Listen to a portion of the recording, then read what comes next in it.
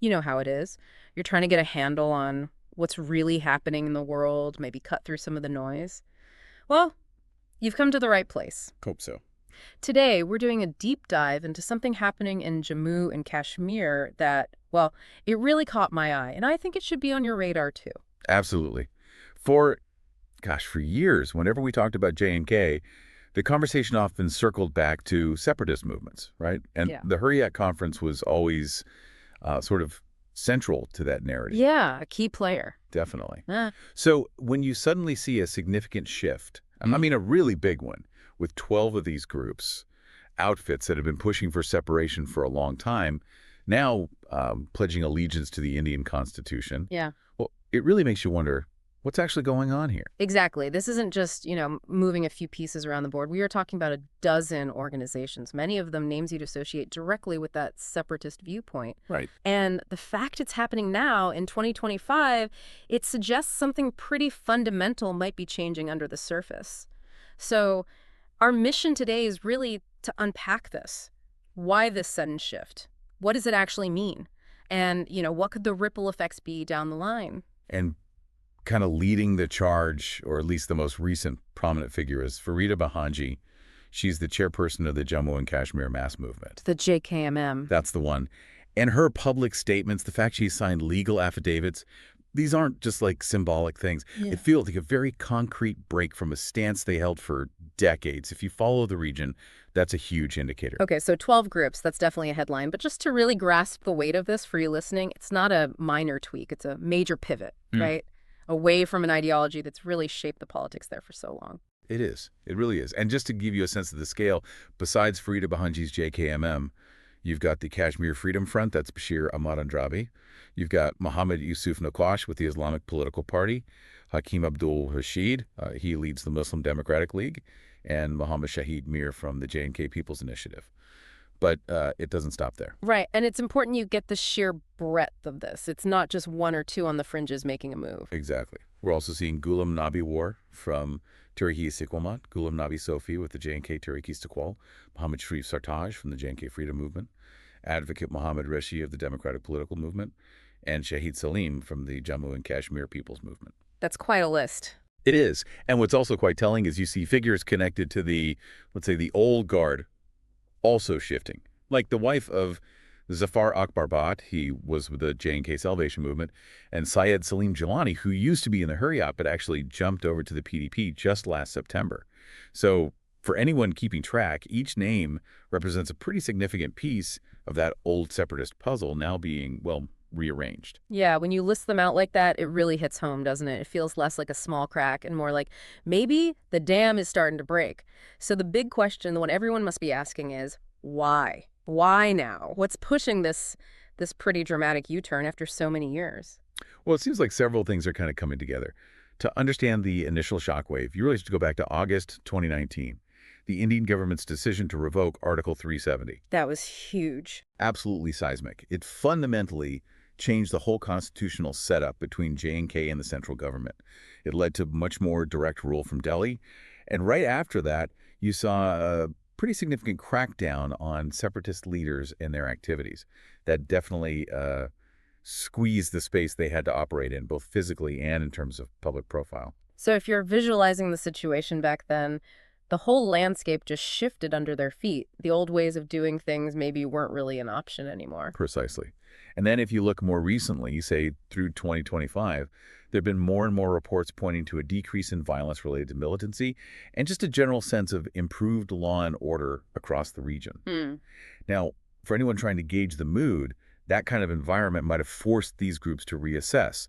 Is the separatist path still realistic? Is this even desirable anymore in this new context? That makes sense, right? If day-to-day life feels a bit safer, a bit more stable, maybe the appeal of ideologies that often gain strength during instability starts to fade a bit. And then, this is crucial, you have what the people making the switch are actually saying. Farida Behanji, for example, she was quite open about it. She talked about the Hurriyat's failure to really address the, quote, legitimate aspirations and grievances of the people in J&K. Wow. That's quite a statement coming from within. It is. It's a pretty strong indictment. suggesting there was this growing feeling maybe within these groups that the whole separatist platform had just become disconnected from what people on the ground actually needed or wanted. So putting it all together, it's not just pressure from the outside. There's also maybe a sense of disillusionment from within. Like the movement itself wasn't delivering for the people it claimed to represent. Exactly. That idea, that gap, that chasm between the leadership's rhetoric and the, day-to-day realities people in J&K were facing, that seems to be a common thread in what these breakaway groups are suggesting. They're basically saying, look, the narrative lost touch with practical concerns, with people's hopes for just normal life. This must be having a massive impact on the Hurriyat conference itself, surely. Losing 12 groups in one go, that's got to hurt their standing, their influence. Oh, absolutely. From an internal politics perspective, it weakens both sides, the hardliners, who always push for full independence, and the more moderate faction, the ones who sometimes hinted at dialogue, maybe within the Indian framework. Right.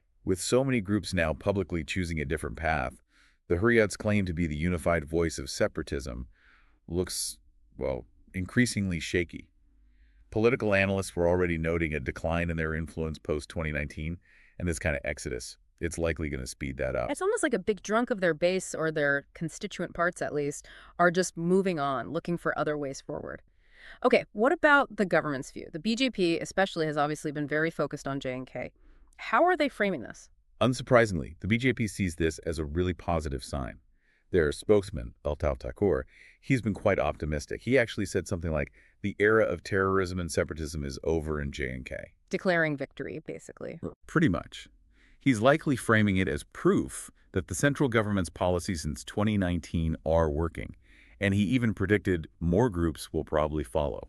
Okay, so that's the official line, end of an era. It fits neatly with their long-held position on integrating J&K more fully. It does. Thakur also talked about it being a positive shift in the political and social consciousness.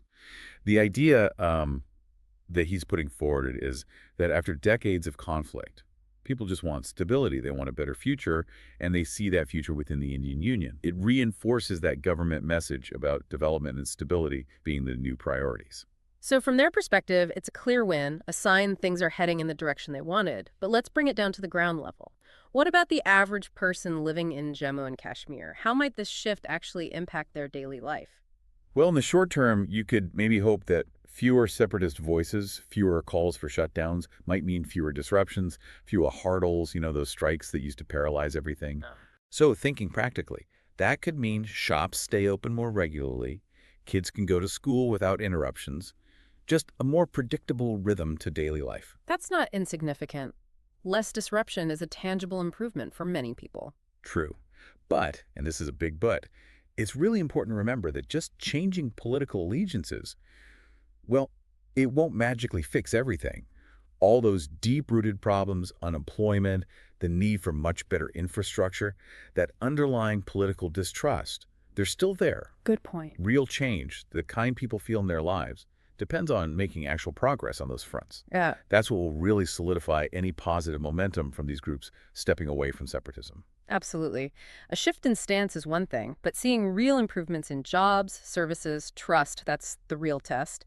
It's probably wise to be maybe cautiously optimistic at best. Which leads us right into the complexities, doesn't it? Yeah. Because while some people, the optimists, see this as a genuine turning point, a chance to rebuild trust, focus on development, there are also valid reasons to be skeptical. Some observers, and probably many people within J&K, might question how genuine these shifts really are.